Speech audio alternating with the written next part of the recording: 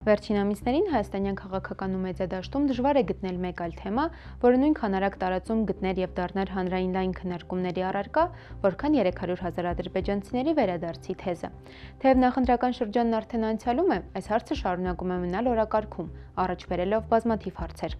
Փաստորեն այս թողարկմանը կպատմենք, թե որտեղից է ծագել այս թիվը, ինչ նպատակներ է հետապնդում այն եւ ինչ են փաստում պաշտոնական վիճակագրական տվյալները։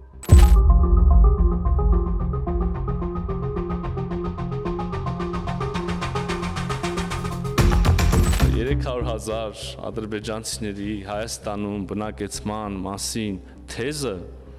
հիվանդ երևակայության արդյունք է։ 300,000 ադրբեջանցիների թեզի պաշտոնական շրջանառությունը սկիզբ է առնում Ադրբեջանի նախագահ Իլհամ Ալիևի հայտարարություններից։ Ռուսական մեդիային տված հարցազրույցում պատասխանելով Լեռնային Ղարաբաղում մնացած հայ բնակիչների վերաբերյալ լրագրողի հարցին, Ադրբեջանի ղեկավարը զուգահեռ առաջ քաշեց Հայաստանից իբր տեղահանված ադրբեջանցիների թեման։ Община выходцев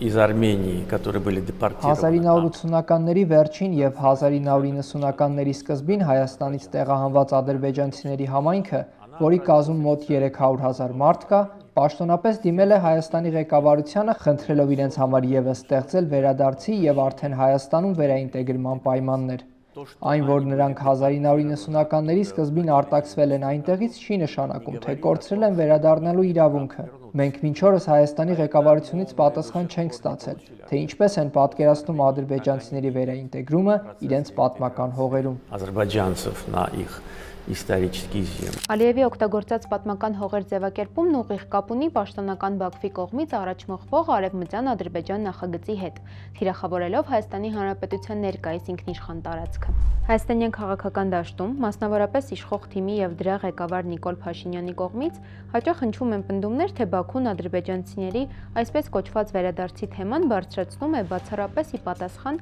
Արցախահայության վերադարձի իրավունքի մասին հայտարարությունների։ Այդ թեմաները շահարկումը փոխկապակցված են իրար հետ եւ այդ թեմաների շահարկմամբ Հայաստանում մասնավորապես նույն շրջանակն է զբաղված։ Երբ որ դրոշներ են տարբեր ծածանում, երբ որ խոսում են Ղարաբաղի հայերի վերադարձի իրավունքի մասին, երբ որ մեր նարատիվները, երբ որ մենք ասում ենք նման հարց պետքա չդրվի ընդհանրապես, այլ Ղարաբաղի մեր քույրներն ու եղբայրները պետքա բնավորվեն, տնավորվեն Հայաստանում, այդ ամենը իրար հետ է կապված։ Սակայն փաստաթղթերի եւ իրադարձությունների ժամանակագրական վերլուծությունը ցույց է տալիս այլ պատկեր։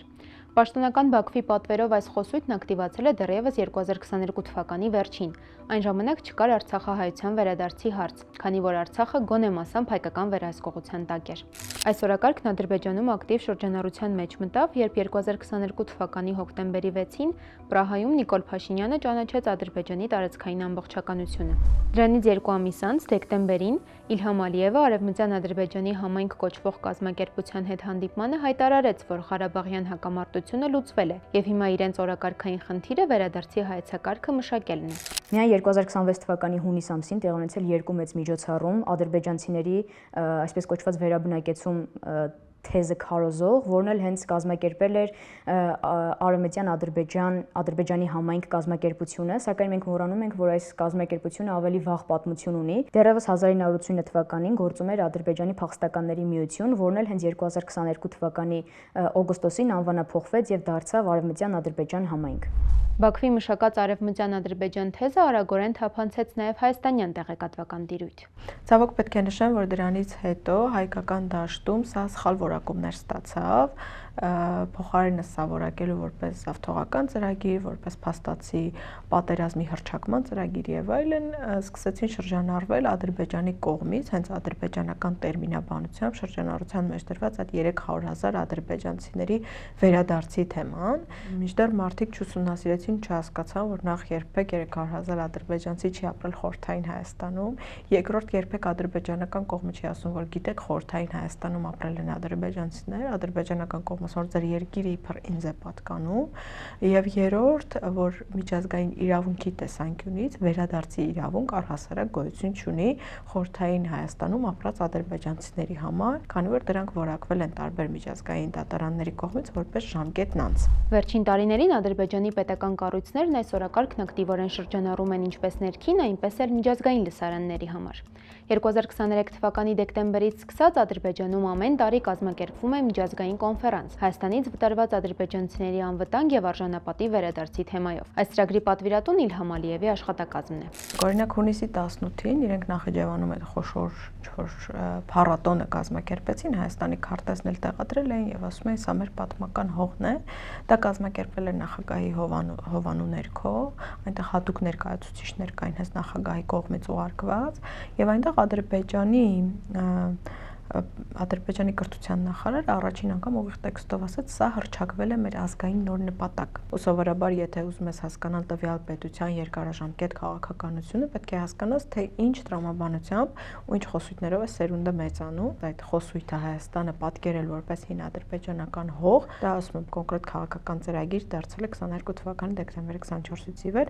ու արդեն դասագրքերում դա սկսեց ներառվել։ Ադրբեջանական պաշտոնական աղբյուրների կողմից շրջանառվող 300,000 ադրբեջանցիների թիվը անհրաժեշտ է ստուգել պաշտոնական վիճակագրությամբ խորհրդային Հայաստանում անցկացված մարդահամարների տվյալներով։ Խորհրդային տարիներին Հայաստանում մարդահամարներ են անցկացվել 1926, 1939, 1959, 1970, 1979 եւ 1989 թվականներին։ Ըստ պաշտոնական տվյալների 1979 թվականին խորհրդային Հայաստանում ապրել է 160,841 ադրբեջանցի,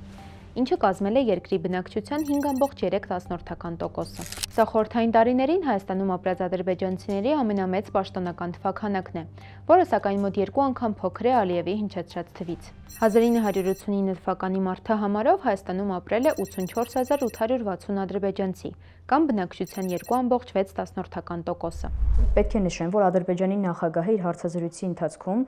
նշում է հստակ ժամանակահատված 1980-ականների վերջ եւ 90-ականների սկիզբ։ Այդ ընթացքում խորհրդային Հայաստանում անցկացվել է 2 մարդահամար։ Նյութը պատրաստելիս սկսեցինք ուսումնասիրել մարդահամարի արդյունքները եւ հասկացանք, որ Ալիևի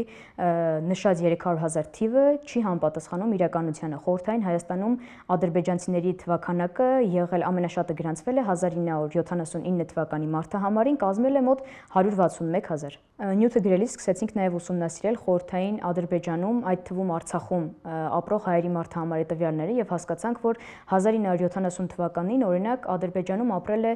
484,000, մոտ 484,000 հայ։ Տարիներ շարունակ Ադրբեջանի կողմից վարվող հակահայկական քաղաքականությունը եւ քարոզչության միտումները լավագույնս արտացոլվում են հենց այդ երկրի պաշտոնական լրահոսում։ Եթե բացեք Ադրբեջանի պետական ազերթաճ գործակալությունը,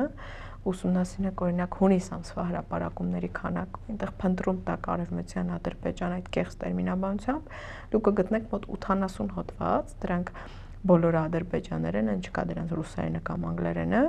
որտեղ Հայաստան տարածք, Հայաստան բառը այլևս չի կիրառվում։ Այսինքն Հայաստան տերմինաբանությունը դուրս է գալիս այդ պաշտոնական լրահոսից, որը առնվազն կա ադրբեջանական լսարանի համար։ Իսկ մեզ մոտ կարող եք շատ հաճախ տեսնել տարբեր լրատվականներ, որոնք կիրառում են ադրբեջանական տերմինաբանություն, չկիրառելով անգամ ճակերտները։ Չնայած Հայաստանի իշխանությունը պնդում է, թե սա ֆեյք ու մտածածին թեմա է, որը չկա եւ չի կարող լինել, իսկ խաղաղության գործընթացը փակում է նման հարցերը, իրականությունն այլ է։ Ադրբեջանը պետական բարձր մակարդակով ու խոշոր ռեսուրսներով շարունակում է առաջ տանել այս ծավալապաշտական օրակարգը, թե երկրի ներսում, թե արտերկրում, այն դարձնելով իր առաջնահերթություններից մեկը։ Առհասարակ ես կարծում եմ մեր քաղաքական դաշտը տևական ժամանակ խնդիր ունի ընկալել, ամբողջությամբ գիտակցել ադրբեջանական ագահության չափերը եւ շարունակ իրենց թվում է դե լավ հիմա այս բանակցությունը կավարտվի, այս հարցը կփակվի, հետո այն բանակցությունը կավարտվի, այն հարցը կփակվի, չի կարող մի բանը, որը այսպես սիստեմատիկ մտնում է կրթական համակարգ, փակվել ինչ որ ստորագրված թղթով կամ նախաստորագրված թղթով։ Եթե Ադրբեջանը ունենար միտում այդ թեման փակելու, ապա օգոստոսի 8-ից հետո թեման ուղղակի կվերանար առնվազն Ադրբեջանի հանրային դաշտից։ Սա ազգային անվտանգության խնդիր է, սա ներքաղաքական պայքարի հարց չի։ Այսօրվա քաղաքական դերակատարները ինչ որ X պահից այլևս չեն լինելու քաղաքականության մեջ, բայց այս խնդիրը մնալու դառնալու է սերունդների խնդրեմ։ Ինչու եմ ես այսքան շատ խոսում ես խնդրից բարձրաձայնով, որովհետև ես չեմ ուզում, որ մեր սերունդները վճարեն այսօրվա մեր անգործության ու տգիտության գինը։ Ամփոփենք։ Առաջին, 300,000 ադրբեջանցիների թեզը Իլհամ Ալիևի իշխանության գաղափարն է։ Երկրորդ, Հայաստանի դեմ ուղղված այս ծրագրի մասին Ադրբեջանի նախագահը սկսել է բացահայտ խոսել 2022-ից, այն բանից հետո, երբ Նիկոլ Փաշինյանը Լեռնային Ղարաբաղը ճանաչեց Ադրբեջանի մաս։ Այսինքն այս ծրագիրը կապ չունի արցախահայության վերադարձի իրավունքի հետ, քանի որ մշակվել է ավելի շուտ։ Երրորդ, 300,000-ը ուռճացված թիվ է, որը չի համապատասխանում խորհրդային մարդահամարների տվյալներին։ Բացի վիճակագրությունից էական է նաև բնակչության տեղաշարժի բնույթը։ Հայաստանաբնակ ադրբեջանցիների մեծ մասը հեռացել է իրենց տները փոխանակելով Ադրբեջանից գաղթող հայերի մի մասի տների հետ։ Մինչդեռ Ադրբեջանի եւ Արցախի հայերը զանգվածային ջարդերի ու պատերազմական գործողությունների հետևանքով ենթարկվել են բռնի տեղահանման, անվտանգային սպառնալիքների պատճառով թողնելով ամբողջ սեփականությունը։ 300,000-ի թեզը հերկվում է հենց պաշտոնական մարդահամարներով, սակայն քանի դեռ այս օրակարգն առաջ է մղվում պետական մակարդակով, տեղեկատվական հոսքերը վերլուծելու հիմնական չափանիշը մնում է ստուգված փաստերին ու վիճակագրությանը հետևելը։